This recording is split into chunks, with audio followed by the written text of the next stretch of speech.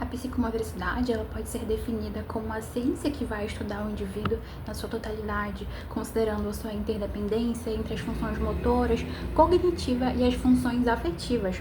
Ela vai se basear na ideia de que o movimento ele não é apenas uma ação mecânica, mas o movimento ele vai ser uma expressão do ser, influenciando e sendo influenciado por todos os processos, tanto mentais como os processos emocionais.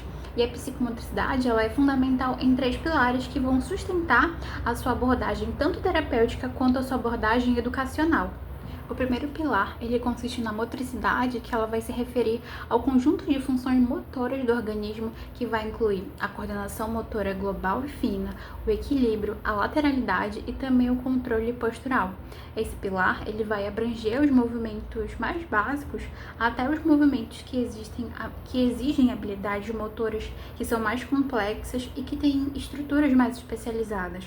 O segundo pilar consiste na afetividade, que vai englobar as emoções, os sentimentos e todos os aspectos relacionais daquele indivíduo. Esse pilar, ele vai reconhecer que o desenvolvimento motor, ele vai estar intrinsecamente ligado ao desenvolvimento emocional e também às relações interpessoais daquele indivíduo. O terceiro e último pilar consiste na cognição, que ela vai se referir aos processos mentais superiores, incluindo a percepção, a atenção e a memória. A psicomotricidade, ela reconhece que os fatores emocionais e cognitivos, por exemplo, eles vão influenciar de forma direta o desempenho motor. As emoções, os níveis de atenção e a tomada de decisões, por exemplo, elas vão modular a ativação das redes neurais motoras, afetando a precisão, a velocidade e também a capacidade de adaptação no movimento. Por exemplo, um quadro de ansiedade, ele pode modificar o padrão da ativação muscular e, consequentemente, prejudicar a coordenação. Ao longo da vida, a psicomotricidade ela vai desempenhar um papel que vai ser essencial.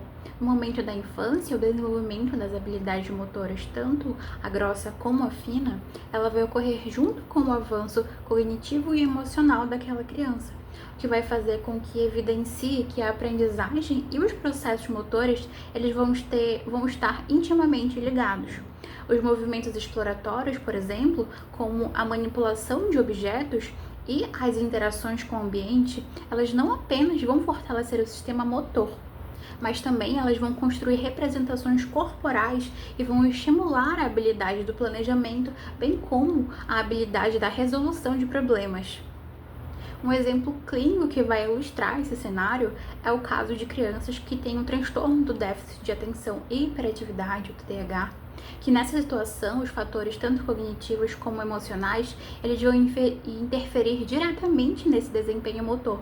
Essas crianças elas podem apresentar algum tipo de dificuldade em manter a atenção e também no controle dos impulsos, o que vai afetar diretamente a execução das tarefas motoras que vão exigir uma certa precisão, como por exemplo, escrever ou recortar algum papel com uma tesoura. Além disso, a ansiedade ou a frustração diante dessas tarefas que são desafiadoras, elas podem alterar a coordenação e também a fluidez desses movimentos, enquanto, por exemplo, estratégias que vão aumentar o foco, elas vão auxiliar na melhoria e também na execução motora.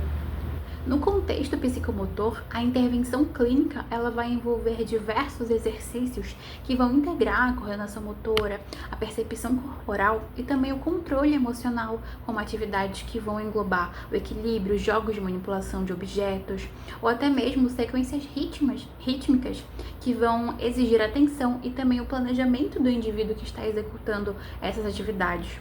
Esses exercícios, eles não apenas vão fortalecer os músculos, mas eles também vão fazer com que a precisão do movimento ela seja aprimorada e, consequentemente, haja um desenvolvimento cognitivo nos indivíduos. A neuroplasticidade ela vai corresponder a uma habilidade muito importante do cérebro que ele tem de se modificar e se reajustar em resposta às experiências que são vividas. Ao contrário, por exemplo, de uma estrutura que é mais rígida e fixa, o cérebro e a medula espinal, eles são altamente dinâmicos e são capazes de fazer uma reorganização nas suas conexões neurais, conforme as necessidades do organismo. Esse processo, que é chamado de neuroplasticidade, ele pode ocorrer em pequenas escalas, como por exemplo no fortalecimento ou no enfraquecimento de sinapses específicas, ou em uma maior escala, que vai envolver as reconfigurações de áreas inteiras, que são responsáveis por determinadas funções no córtex.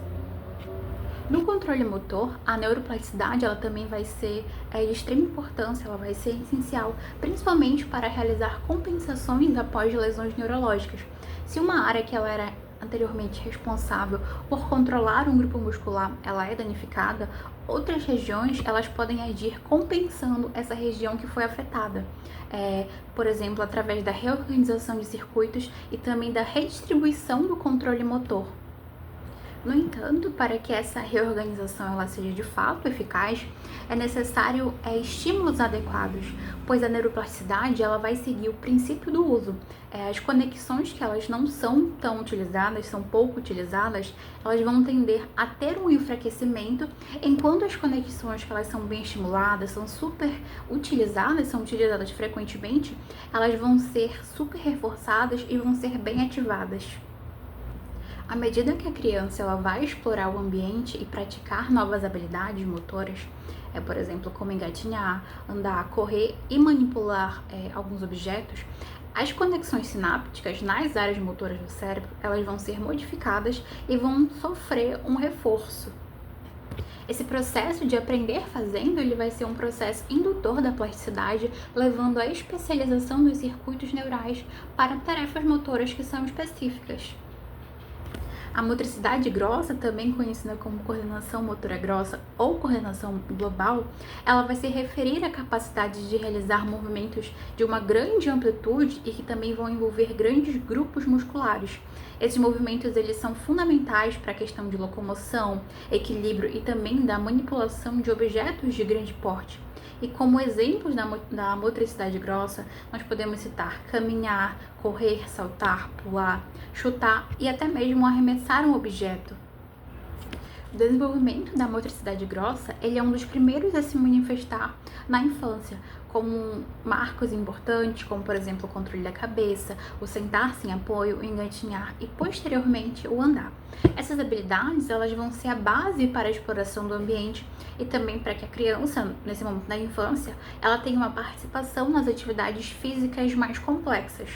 A aquisição e o aprimoramento dessa motricidade grossa, ela vai ser crucial para a independência daquela criança e também para que ela tenha um desenvolvimento social, permitindo que ela interaja com o meio e que consiga interagir com outras crianças, principalmente nos momentos de brincadeiras, de jogos. O desenvolvimento da motricidade fina, ele vai ser um processo gradual que vai ser ainda desenvolvido na primeira infância. À medida que aquela criança ela ganha um maior controle sobre seus músculos, ela acaba tendo um refinamento da sua coordenação. A aquisição dessas habilidades é fundamental para que essa criança ela tenha sua independência, principalmente nas atividades de autocuidado, como por exemplo escovar os dentes ou pentear o cabelo, e também para que ela tenha um sucesso nas atividades acadêmicas e no seu futuro profissional.